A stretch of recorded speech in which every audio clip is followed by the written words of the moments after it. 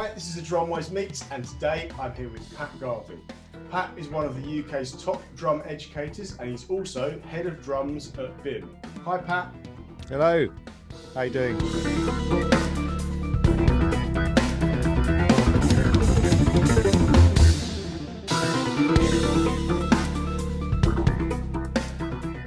What age did you get into drums, and when you first started playing, what bands or artists inspired you? Big question to start with. So the age I was when I got into the drums was, I think about 10.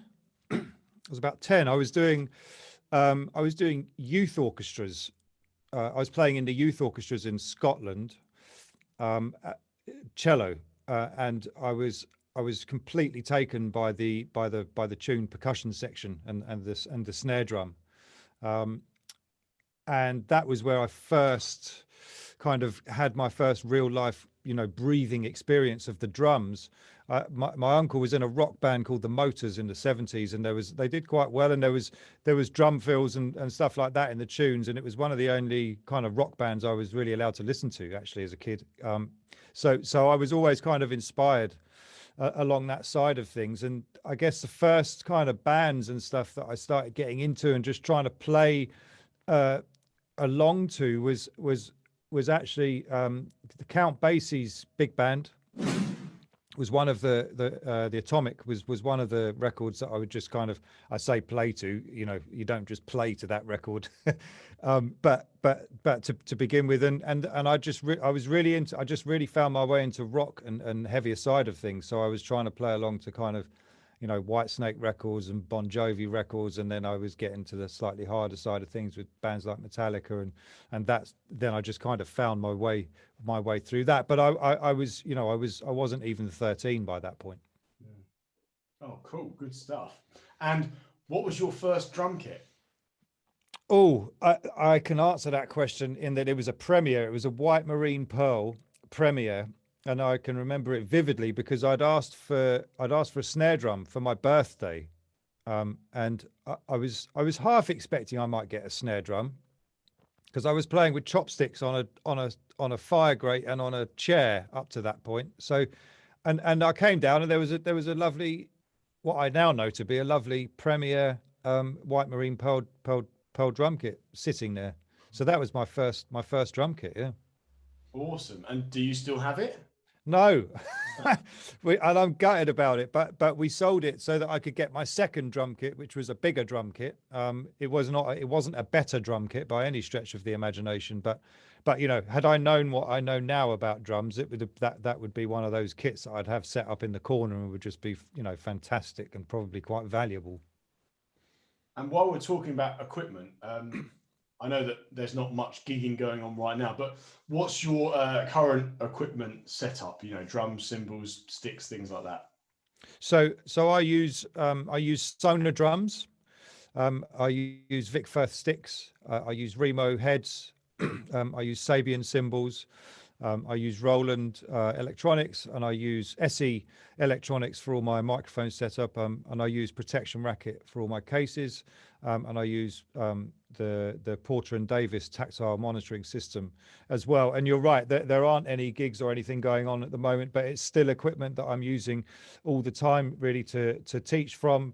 For live streams and for private teaching and for university style teaching, but it's also equipment I'm still using all the time for recording and for remote sessions and stuff like that. So the equipment I've got set up behind me here is just what I've been using in the last month or so for a couple of jobs that I've got on, which is actually just a Sonar AQ2 drum kit and a selection of different Sabian cymbals that you can see there, flanked by my by some of the SE electronics microphones. Awesome. Now, from one educator to another, this is a very loaded question. Okay, so don't hate me for it. I couldn't answer it, so here we go. So I believe that we evolve as drummers and we take on different influences as we get older and as we grow as players. But that said, if you had to pick just one, who would be your all-time favorite drummer? Wow. Ooh. I'm gonna just go Tony Williams. Okay. That's it. If Done. you're going to ask me a question like that, I'm just going to say that's it. Tony Williams. And why would that be? I love Tony Williams playing. I love what he did for the instrument. I love how far he took the instrument in what is essentially quite a short lifespan for when you look at it next to other really influential drummers. I love the fact that he was a very early experimenter with the fusion of jazz and rock. I love that as a jazz musician, he was very passionate about rock music, and that record and that time, Fred and Believe It and all of that kind of stuff was really quite really very progressive. And I also like that on a lot of the records he plays on, when it's appropriate, you can hear he's not on the edge of his abilities. He's on the ledge over the edge, as Keith Richards puts it. He's like, you can hear mistakes, you can hear lumps, you can hear all of the stuff that gets edited out of a lot of records and performances now. You can just hear. So and as far as educationally, I think he was really great for the instrument as well, in terms of being able to pull people from different styles or genres. In that time, you were definitely either you were a jazz guy, or you were a rock guy, or you were doing this, and it was one was kind of sniffed at over the other. And I think he did a lot to start kind of joining the fabric of these different musics together. Excellent. And kind of the next part of that question then is, now that I've given you a hard time, give us a few other drummers who have really influenced you. Okay, so guys like Dave Weckl, Nico McBrain. I've been influenced more by music than drummers, I think, per se. I've never, up until a certain point, I couldn't have told you whose drummer was who. But so I was more influenced by music. But guys like Dave Lombardo, I loved Stephen Adler's playing on Appetite for Destruction, rock stuff like that. But then flipping it to the other side of the coin, there's obvious things like Vinnie Colaiuta, but there's guys like Sonny Payne, Louis Belson. Gene Krupa's a big one, actually. When I started winding the clock back, going right back to very early kind of Gene Krupa, those kind of guys, that kind of time was a really kind of golden era and very prolific time. Buddy Rich, they sound like really obvious names, but I think in a more kind of pop sensibilities, guys like your J.R. Robinson and Steve Gadd with the work he did with Paul Simon and things like that. The first time I came across Steve Gadd was actually with Aldi Meola, on his kind of 70s kind of fusion, what we now know to be fusion records. So Harvey Mason, people like that. I've got quite a wide range of influences, I think, because I've always been into a wide range of music. What's been the highlight of your career so far? Ooh. Surely it's an easy one, talking to me right now. Obviously. I was just trying to think of something that wasn't as obvious. There are many, actually. The first time I'm asked to do anything is always a small highlight for me. And like you getting in touch to ask me to do this, these are things I don't take for granted. I think playing in, being able to play in other countries is always a highlight. So being able to play in the States, being able to play in Russia, whether those are small gigs or big gigs, or whether they're tours, or whether they're kind of in and out jobs, being invited onto big companies and respected companies, artist rosters. I can't nail it down to one particular highlight, actually. it's a kind of ever moving train, and it's just those are the things that pop out as highlights. Yeah, no, cool, and that's great. It's nice that I think it's nice just to even just be doing drums as a job, isn't it? That's a pretty good career highlight for a lot of people. Yes, it is. Yes, it is. Yes, it is. And actually, what you've said there is I think all too often the perception of of success with regards to an instrument is that perception of fame and money. Actually, just being able to earn a living as a musician, regardless of how you do that, is success in itself. And it's one of those things where quite often, we don't hear about 97% of the drummers on the face of this planet that are earning a living, or musicians that are earning a living, because they're jobbing musicians earning their money like chefs. Yeah, totally. That's success in itself. So that's a bit of that's going off piste a bit, but that's good. Now, slightly educational question here for you. When you first get a new gig, whether it be a gig or a recording gig, or something where you got to learn some material, how do you learn the material? So do you sit and transcribe it all? Do you just listen and then just play? Bit of both? Or they go, here you go, Pat, here's the entire show in this folder, written out note for note, here it is? All of the above. It really depends on from my experience, it can be any one of those or all of those things, and it really depends on the job. If it's something like a theatre show, like you said, either you're taking that show on and you've got the show because of your credentials and you can read and whatever else, or if you're depping on a show, you're definitely depping on it because maybe know the show, but you're going to be reading the show. So in that instance, I've been in positions where somebody said, here's the score. Here's the revisions for bars 36 to bars 48, and the dressing room's over here, and we'll see you in an hour when the show starts, kind of thing. Through to taking on gigs or depping on for bands where you have to play very specific parts, for very similar or exactly the same as whoever recorded the drum parts has done. So that, for me, that tends to be in the genre of more progressive styles of music, prog, basically. And in that instance, I will transcribe the parts note for note, because for me, that's the most efficient way of learning complex music. Is to be able to listen to things over and over again, and by the time I've gotten to the end, I've got a complete chart, at which point I then come in and start practicing and reading it. And then my next part of the process is to be able to turn the chart away and just play the song using my ears.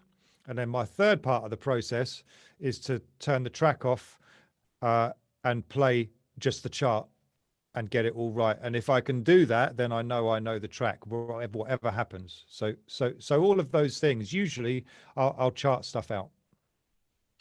Is the short answer. No, that's cool. That's a great answer. Awesome. Now, from career highlights earlier on to possibly the opposite. Have you ever had anything go wrong on stage that you've had to recover from, whether it be equipment malfunctions, playing the wrong thing, falling off the stage, all of that? We want the juicy gossip stuff right here. No, never. Nothing's ever gone wrong for me. Yeah, I mean, I've had everything from it was the first gig, I think one of the first gigs I'd ever done in another country, and I charted the whole set out, and I'd done it in red pen because I can't remember why. It was the only pen I could find, and I had limited time. So, and we got on the plane the next day on the music stand, and you know what happens as soon as the lights go on, that's it. It's like magic ink. Suddenly you can't see anything. So that was quite hairy. I've had charts become just kind of blown into another field at like Glastonbury. That happened to me. yeah, bass drums fallen off risers. I've never fallen off a riser, but I've nearly gone a couple of times. Mistakes. Yeah, I have. I've making mistakes is part of learning, and I'm not someone to make those big mistakes where the whole audience go, "What's that guy doing up there?" But little mistakes where you think, "Oh, that cymbal should have been in that bar," or "Oh, I played the wrong fill there," or those kind of things. But other than that, there's nothing that juicy that I can think of on that scale. Most of it has been kind of incidental stuff to do with shows, or to do with a bit of the stage collapsing, or I remember a monitor guy collapsing onto the drum kit once because something had happened to him. His health had just kind of gone, nope. See you there. Yeah. So little things like that have gone wrong.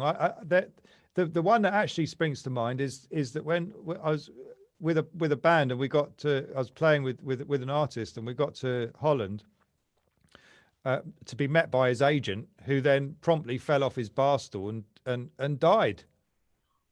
Whoa. Right there. So yeah, but luckily that didn't go wrong with me. Otherwise we wouldn't be here talking right now. But yeah. Wow. Oh man.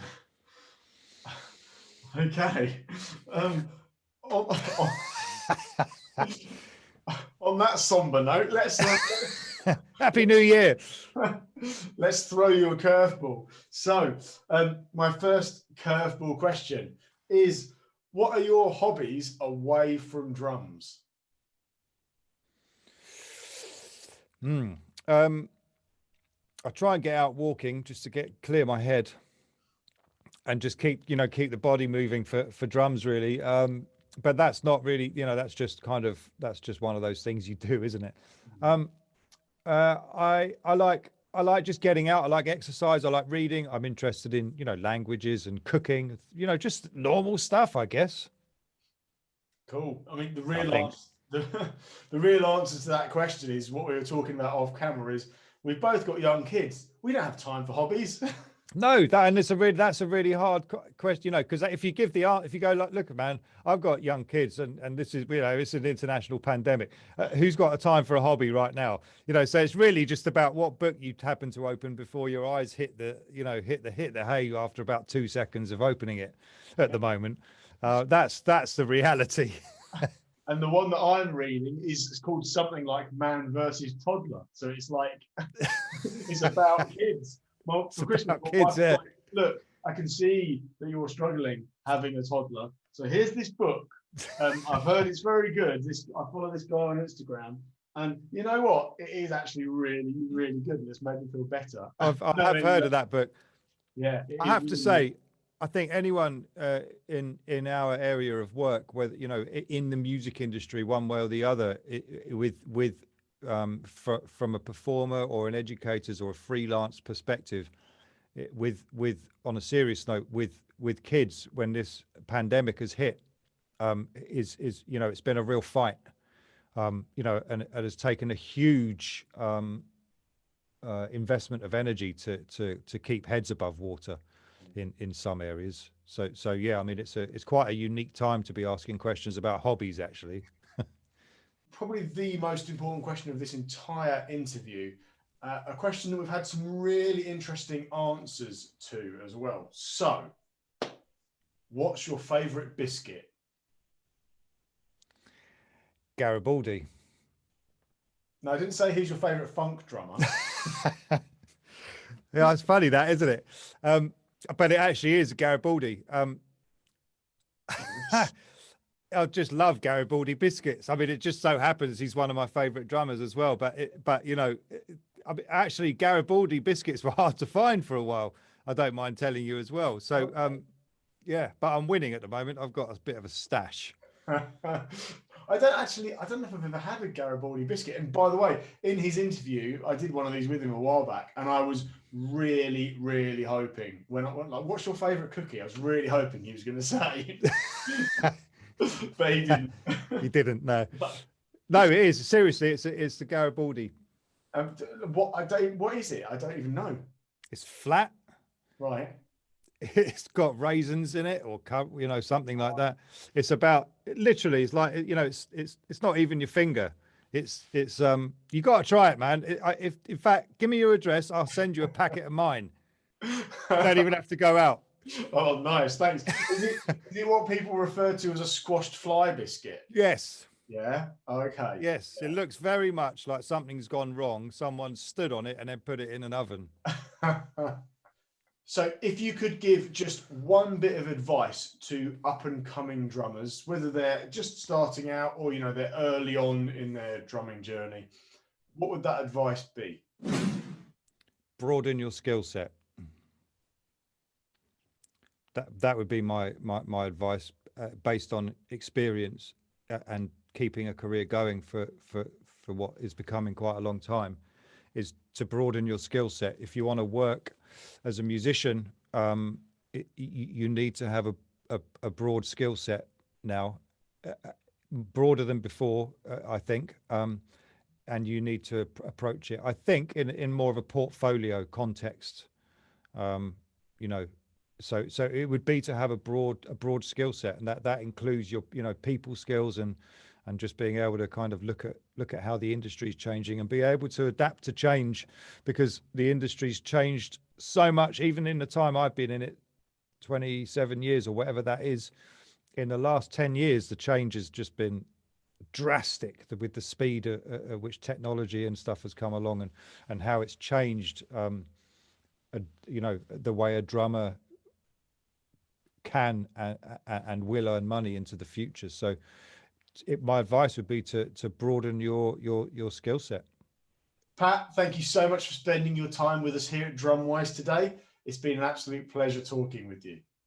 Tom, thanks for having me, man. It's been a real pleasure, and I hope we get to do it again.